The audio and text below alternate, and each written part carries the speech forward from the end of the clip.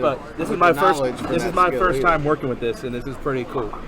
First frame for Colby, way off to our left on lane 11, 5 off the wall. There's a strike, and why not? We'll get a replay.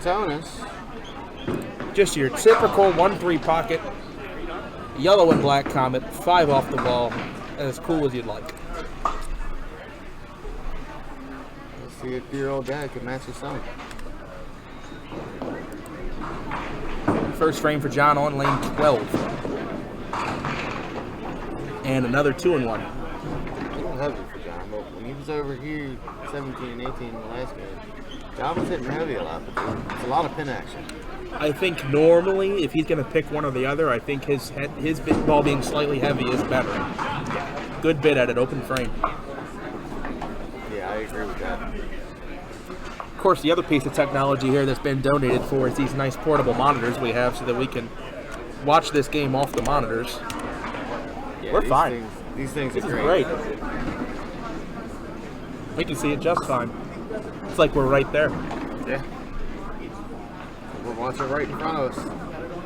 But we're really watching the screen, yeah, like everyone else. We're watching TV like they're watching TV. We're just the ones that get to talk about it. So, 10 apiece. There's like nobody bowling in front of us, which makes it even funnier.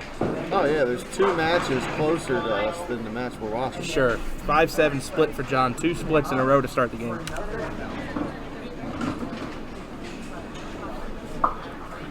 And that's the light hit there for John. You see he breaks 8, and there's no mix there. It's just 8 pins straight back. Good bit at it, open frame.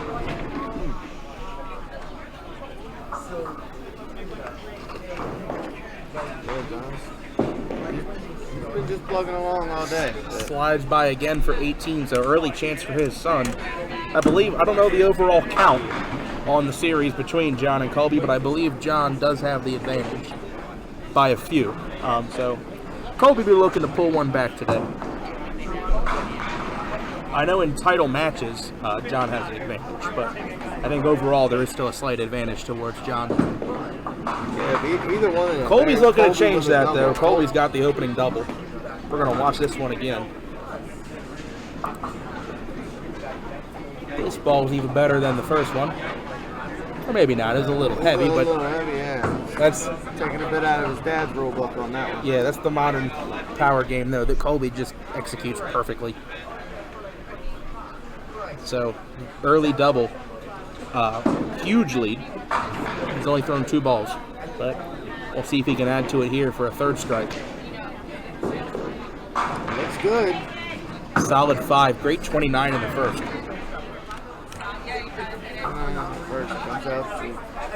19 pin lead after 1 frame.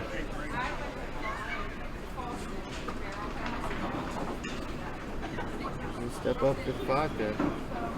Same pitch will make that. That's the tough mental part about this game, being able to throw that same pitch again. But Colby, dream start. Dad has 18 for 2, and Colby is 59 plus after the 3rd. Yeah, throwing the identical ball back to back. That is probably the hardest thing you could ever do. Yeah, it's a matter of not rushing the process and trying to keep everything consistent with your release. 3rd frame for John, breaks up the split that time, just the 7 pin.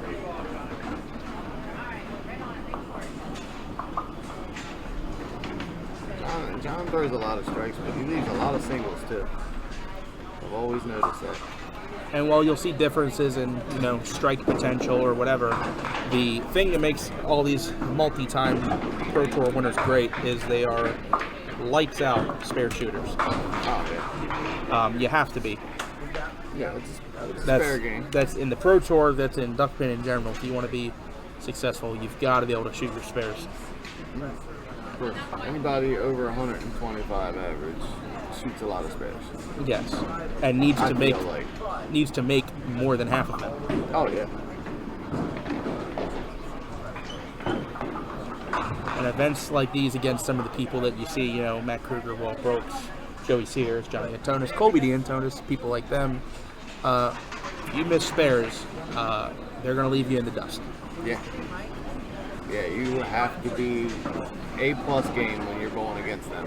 I mean, we saw at the Southwest Pop Witten, the Masters to end the last Pop Witten season in August, that Matt Kruger ended a match after 5 balls. Yeah, He had a double 9-spare strike against Norm Gifford, and that game was over. Yeah, there's no coming back from that. I don't care who you are. Matt Kruger himself couldn't came back from that. Right. And tough count for John, only 2. Cuts out the 2-8, and he is an even 30, even with his box after 3. Down 29 and a hit. And does not convert open frame.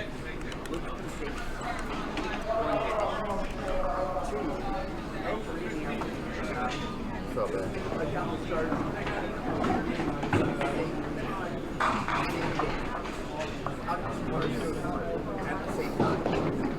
John takes 10 out for an even 40. Colby with 2 good frames here could try to wrap this game up early. Yeah, he very well could. Colby puts a couple marks up here, and John's going to be in a deep hole. And there's the pitch right there. Bang, bang. You want to watch that one again? For Colby DeAntoniis I say we watch it special. again.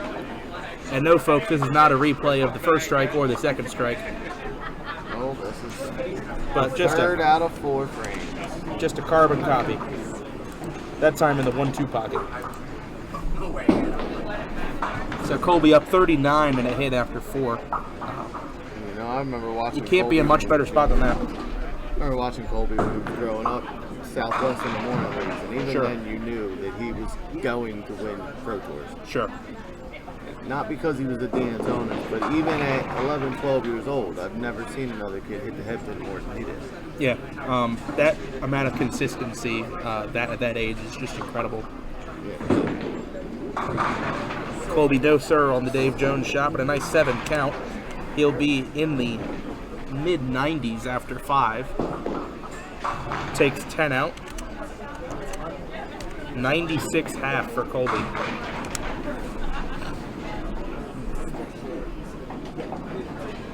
Right on his way for a 192 game. Yeah. Dream start. John does have to answer, and that is not going to help. 7-10 split. We have yet to have a 7-10 converted on Duck Pins Forever for a spare. Kevin Burke converted one for a 10 box after leaving the 5-7-10. Hit the 5, then made the 7-10. Mount Airy, wasn't it? At Mount Airy, yes sir. I thought I remember that. In the match play. And he immediately put his hands up and turned at the camera like, please tell me that was on camera. But John hoping to go 1-1 here, he does. 96 to 50. 46 pin lead. I don't think this is how we imagine this one going. No, I imagined it being a lot closer than this. I would have said under 10. Now, the thing is, John is still Colby's father, so if Colby can do it in 5 frames, John can do it in 5. Oh, definitely. But is going to very quickly run out of frames. And even if John marks out, that still might not be enough. Well, if I'm not mistaken, he was down quite a bit against Bernie in the finals, wasn't he? And then he came back pretty good. Nowhere near this much. No, I don't think it was this, but maybe like 25 or so. Maybe. Yeah. I think there was one point 15, 18, somewhere around there. I don't remember the exact numbers, although I can tell you the finish of that match I will never forget. No, I don't think anyone who watched it will. That is one of the greatest matches in recent years. And John gets on the board. I'm saying he can't do it. But Unfortunately for John, he is already in must-mark territory. See if Colby can cover up here in the 6th frame, and of course he does. Solid 5. If his previous balls this game are any indication, I imagine he will make this. Yeah, I can imagine the 5-pin being his favorite pin this week. I wouldn't say there's many singles he's bad on. He just kind of hits them all, including that one. 106 to 60. So the lead still 46 pins for Colby D. 4 frames to go. Colby just needs to stay upright and put his dad on a 4 or 5 bagger. Brian, thank you. I almost forgot about that. Colby did shoot 94 flat on Wednesday. Or was it 93? 93, I think. And he picked a 3-pinner in the 10th for his team to lose the game. They actually still had a chance in that game. Open frame. This is the 5-pinner. This weekend, then. Right. He was also in the final of the Survivors. Or no, he was actually out of the Survivor. So, the game actually didn't hurt him side pot wise, but hurt his team. 121 through 7. Colby. I hope I have that correct, because I can't check the telescore, because that's like way down there under a beam. But that's the score I'm going with. Spare fill for John off the side. How many? Take 7. Have to look real closely to make sure there's not a hanger back there. That's the same thing I just did. 1-3-6 for John, and he's gonna cherry the 3 open frame. I could also see from the extreme angle here.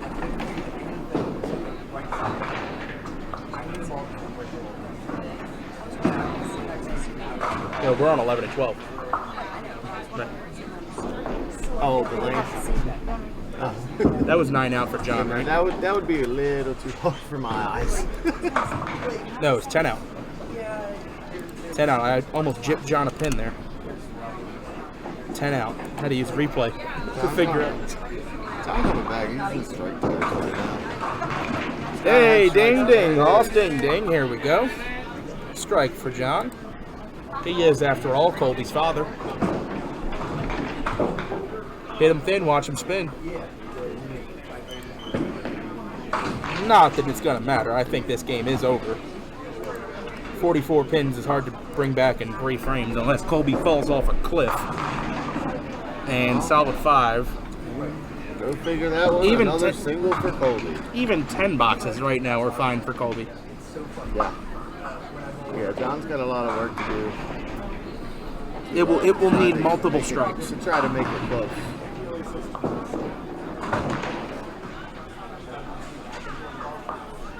With Colby is making another spare. It's not making it any easier for him, that's for sure. Yeah, he basically said instead of 3 frames, now you got 2.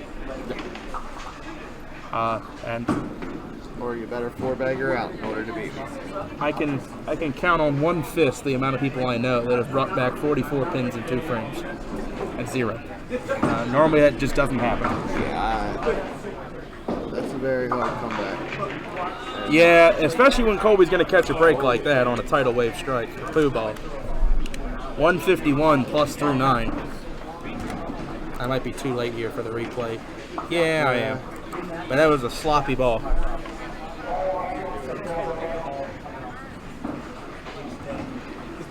John coming up. John can max out at 167 with 4 more strikes. That would put Colby on a 9 count. 17 between his count and his frame. Yeah, he would need an 8 on 9 out. And John's through the middle, and this game is over.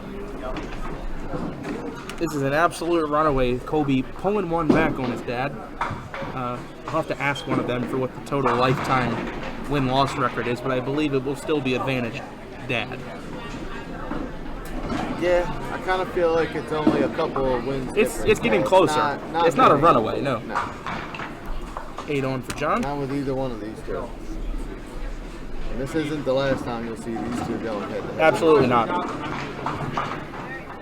There will be at some point again in the future. Oh boy.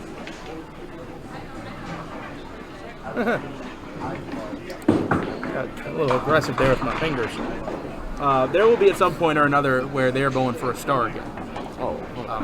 Not even just a match in general. There will be a match for the star. They're not done. Yeah, ding ding. Here's a strike for John. John DeAntoniis with a strike in the 10th frame has activated the endless 10th. And he's going to need about 6 more. Just to put Colby on the count. Yes. Just to put Colby on the count. It's gonna be a tall order. Let's say like Joey Sears is down 10 pins and a hit to Matt Kruger. Well, that's close. Well, that's close from here. I can't see Wall. Wall has advanced. 24. Yeah, he advanced. Yeah, Walt's good. Down there, I'm not even going to attempt it. And John goes 19 in the 10th for a 123. Colby, I didn't pay attention to this. Colby could throw 2 more strikes and break 9 for a 200. Has to have this one, though. Not quite. Messenger just missing the 7th pin. I want to see that again. That looked real close. How close was that to the 7? Very close. Just off the back edge of the deck before it could get there. As you'd expect, Colby's got it dead in the face. 171 and a ball to go. I would say this is probably the largest margin of victory in the history of the father-son matchup. Between them two, yeah. I kind of feel like no matter what he counts, it's definitely going to be. Correct. Count. Oh, now they're going to go. And an absolute beatdown. And had that 7 pin fell, he would have had a very good shot. Very good shot at 200. He would have needed a 9 count, but 181 to 123. Colby DeAntoniis by 58 over his father. Wow. Good news is I believe Colby has recently bought his own car. Not sure if they carpool today.